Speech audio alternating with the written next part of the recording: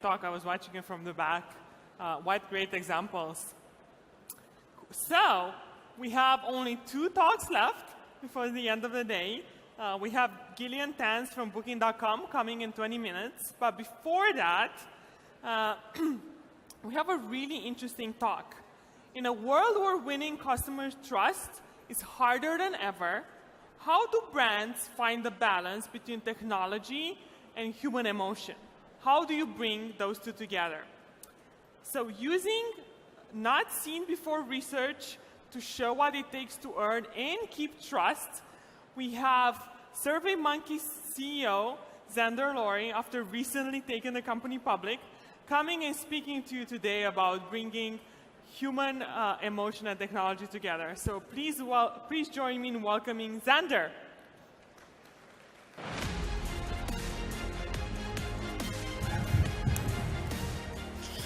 Thank you, Mata. It's terrific to be back here at Web Summit. I'm excited to talk to you today about winning trust in a technology world.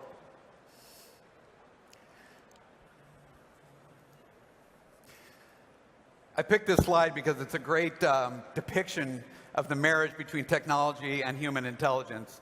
For anybody who has skydived, it's really hard to hit that X on the ground. You need technology, but you also want to know the human strapped to your back has the same alignment of interest on landing on that X.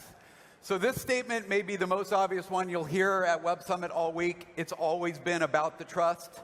Humans want to interact with brands they trust. 89% of us will have some trust in a brand before we purchase for the first time. For those of you who have been in business since the 20th century, you'll know the big difference today from 20 years ago was just how much technology comes into the world today. Artificial intelligence, algorithms, targeted advertising, chatbots. There's just a lot more machinery involved with the purchases we make. But we still, as human beings, want to be treated as such.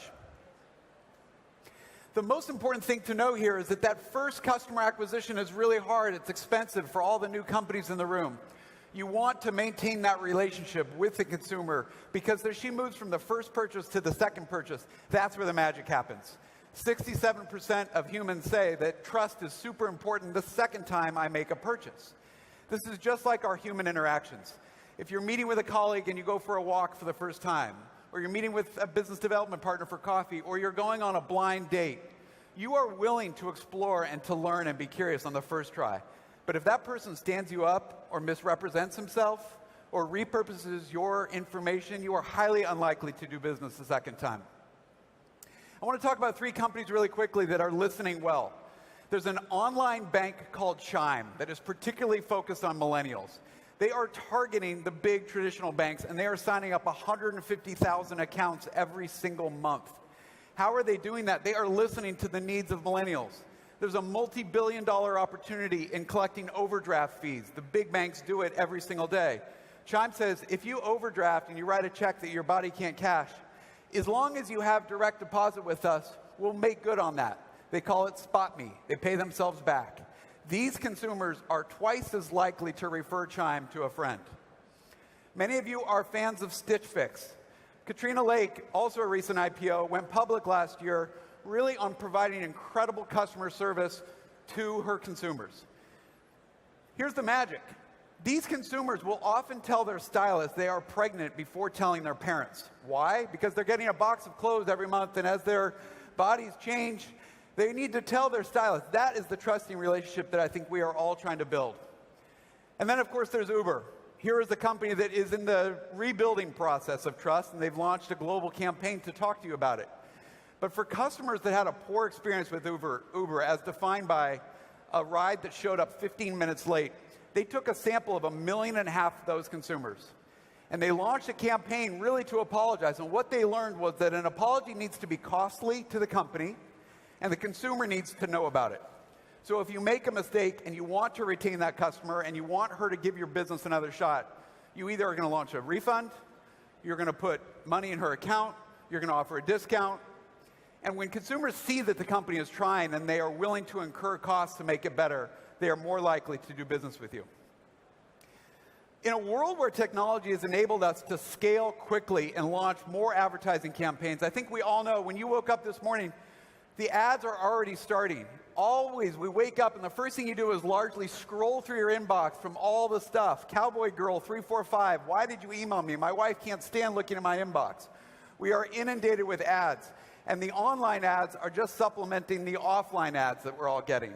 And so it's hard to think of hashtag trust in a world where advertisers lack a lot of discretion. Technology continues to open up new marketing channels, and I think the survey that we did, where I would impress upon you the importance is to think about your marketing channels like you would think about interacting with consumers in your store or in the elevator. Comedians often laugh about how road rage enables people to cuss and swear and use terrible vulgarity with another driver that they would never use in an elevator. So if somebody comes into your store, you're just not going to stalk them and like everything they say. And we see that advertisers are continually following people, liking everything they do. People are feeling it and they don't like it. 52% of the respondents in our survey said they feel watched by advertisers. 36% they feel creeped out. 17% they went as far as to say they felt disgusted. Just because you can buy the weapons doesn't mean you need to use them. And so as you scale, think about, how do I treat my consumers or my prospective consumers, the personas that I'm targeting? How do I treat them more like I want to be targeted? Not necessarily keeping up with all the latest technology that enables us to inundate consumers with ads. Creepy is usually defined as annoying and unpleasant. These voice assistants are really cool in many regards. It's awesome when you walk into your favorite coffee shop and the barista hands you your cappuccino and says, "We've made a particular pastry that I think you might like because you've been coming into my shop for the last 5 years." It's super creepy when you're buying stuff and a particular AI assistant starts recommending things that you might not want. Personalization done not great is really creepy, and consumers don't like it. Many of you are in the startup industry or you are funding startups. I don't need to ask you, a lot of your venture capital dollars are going towards off-the-shelf software, scaling on AWS, and you are purchasing keywords on Google and spending on social. This is why these companies have market caps between $200 billion and $1 trillion. All these awesome technologies have enabled us to scale in important ways. But what's important to know is that your business can fail faster than ever if you don't meet the needs of your customers. If you launch a product that doesn't have the right product market fit. If consumers get your product and they don't like it, they're giving you poor reviews, they're telling their friends about it. If your customer service just falls short of what your competitors offer, your business is going to fail because the market is so competitive. What makes it so awesome to compete in the web environment is democratized for everybody to compete. But the way you differentiate is by delighting your customers and meeting her where she wants to be. Entire industries are facing a crisis of trust today. This is not the technology industry. Technology faces every single industry we're in. You've seen it in airlines, in autos, in banking, in traditional industries that were once thought to be offline. We are all online today, and we're all using technology to make our industry better, to make our companies better. And if you're not harnessing the power of that technology, you're not winning trust, and you are going to be disintermediated. We asked in a large survey to several thousand people in the US, how do you think these organizations are keeping your information safe? Apple was a net 0. Google was a net -6. The United States government got a -35%, and news sites at -43%. Banks, ironically, at 58%. If you had done this survey 10 years ago in the wake of the financial crisis, you can largely imagine that blue line would be very different. What makes consumers lose trust in your brand? We surveyed over 3,000 customers, bless you, in the United States, the UK, and Canada. And what did we ask about? We asked about what is the impact on a brand if you see offensive advertising. If you read about a company in the New York Times about a leadership scandal, if the product doesn't work, if you have poor customer experience, or about a security breach. And here's what we learned. The largest offense by far was a poor product experience and poor customer experience. And this is pretty obvious. If you think about, there's nothing more close to home than the product I wanted didn't work well, or the customer service lacked. If you're able to scale your business and go global and serve millions of people, you better staff up for success, because a subset of your consumers are not going to be happy with the product, or they're going to have questions about the use of it. Or they might want a refund because it didn't meet their needs. How are you going to treat those people? Because all of those people have access to social media and Yelp and Twitter and Facebook, and they're writing reviews, and they are talking to your future customers. Same goes for customer service. Security breach is increasingly a problem for everybody. You read about it time and time again. And when something happens outside your purview in an industry that you consider adjacent or very far away, credit card breach at Target, theft of millions of email addresses from pick your favorite bank, that has an impact on everybody's trust.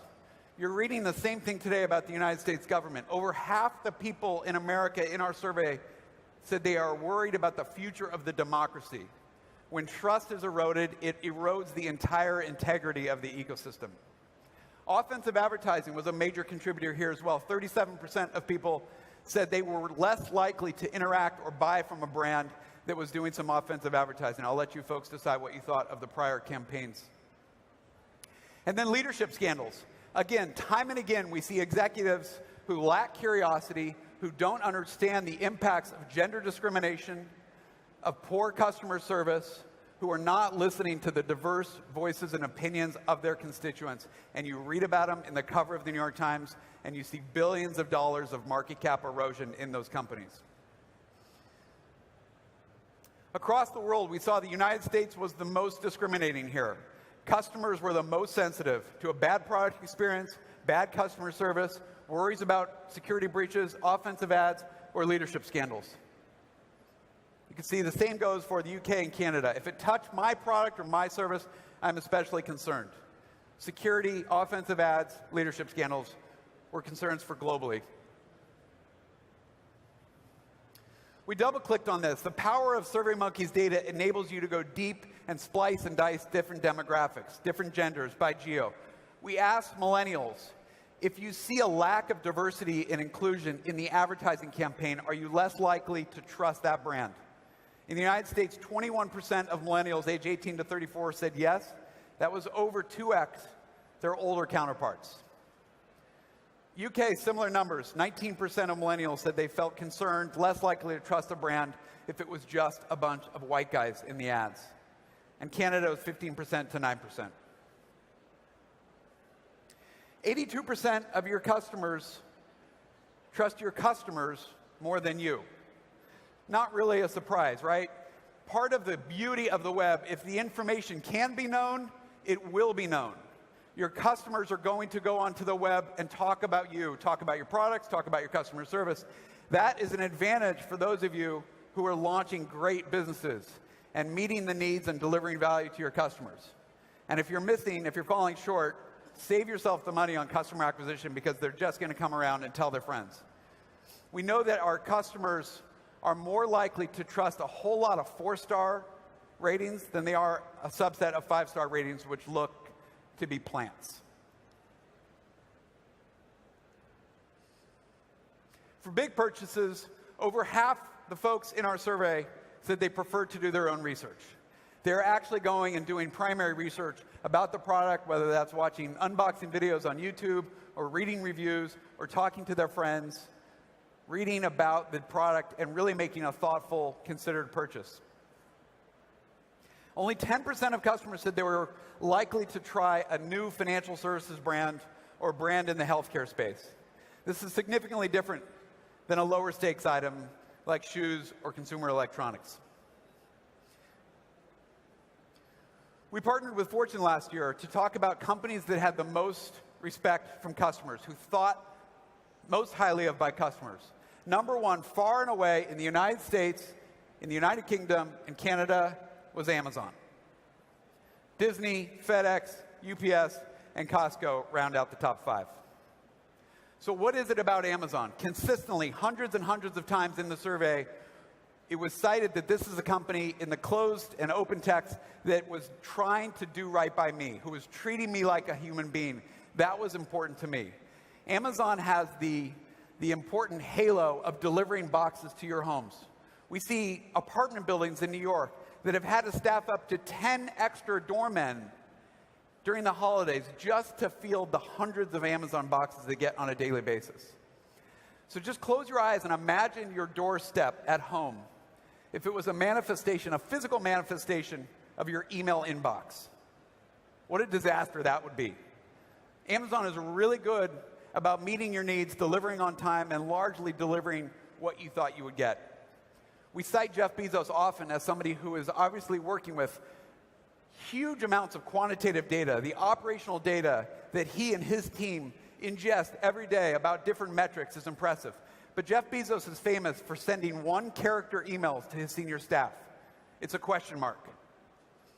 Does that mean I want to know more, I read a customer anecdote, or WTF? He's constantly looking for the canary in the coal mine for customers that say, I'm not happy, what's going on here? Jeff at Amazon.com. So Amazon continues to win props in ways that other companies don't. Brands that deliver on their promise continue to be rewarded through customer retention, customer referrals, and you see it play out in valuations they're able to garner from private and public company investors. So what do we do about it? First and foremost, I would ask you to take away, treat your customer relationships like your personal relationships. As you think about customer acquisition, a lot of the valuations that private companies get today are valued on growth. How many new users? What's the retention? What's the engagement? What's the ASP? But it's better to be methodical and go slowly and grow at a reasonable pace if it means doing right by your customers. Treat your customers like human beings because they are. And they are the ones who are going to help you get your next set of customers. And when you deliver for them, they will deliver for you. Second is listen at scale with tech. You can't scale your business without technology. So the power of targeted advertising and keyword buys and SEO and chatbots, it is going to help you scale your business for sure. But it's the human being on the other end who is going to make sure the customer is happy in the end. If she has concerns, if she wants to follow up, a robot is not going to displace the human anytime soon, thank goodness. So make sure your business is investing in the human beings to catch up to all the scale you're able to garner with technology. 75% of consumers expect a response within hours or days. So unless you think your product is going to be delivered on time, meeting the needs of 100% of your customers without any questions, I would recommend you invest in the kind of customer operations, customer success, so that you can be responsive to a customer, because if you don't, your competitor will. Third, and this is probably obvious to the large group here at Web Summit, is be present online. Over 26% of our US citizens told us that they don't trust a company that doesn't have a website. If I can't go learn about your About Us page, see who's on your board of directors, see what values you espouse, see how you incorporated, who's funding you, I'm just a lot likely to trust you. The numbers are lower for social media presence, but you can imagine them catching up. We saw similar numbers in the UK and Canada as well. So have a presence, be accountable, talk to your customers.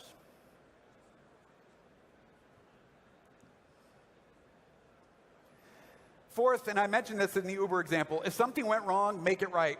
It is a lot easier to win back a customer for her second purchase, even if she's upset, than it is to win another customer. So figure out what went wrong. Maybe the customer's not always right, but I would definitely bias on she's probably right or something didn't happen, and you have an opportunity to win back her trust so she can make a second purchase. But she needs to feel that the company is accountable. If you just say, my bad, sorry, whoops, emoji, that's not enough. You need to show some accountability. You need to show that there is a real cost to whatever sacrifice you're going to make. And oftentimes that will be a customer who writes in onto your Twitter feed or into your customer operations group to say, thanks, you made it right. I'm a fan for life. I'll refer you to my friends as well. That might often mean making a refund. And there's a great chance you're able to retain that customer. And then fifth is trust big insights. Big data is great. It's awesome to be looking at a bunch of operational data from your enterprise software. But trust your gut. You were the one that started this business. You were the one that came up with the idea of the ad campaign. You were the one that got the venture capitalists excited in your company. Your brain is going to be really helpful in enabling your business to scale in a way that robots and algorithms won't.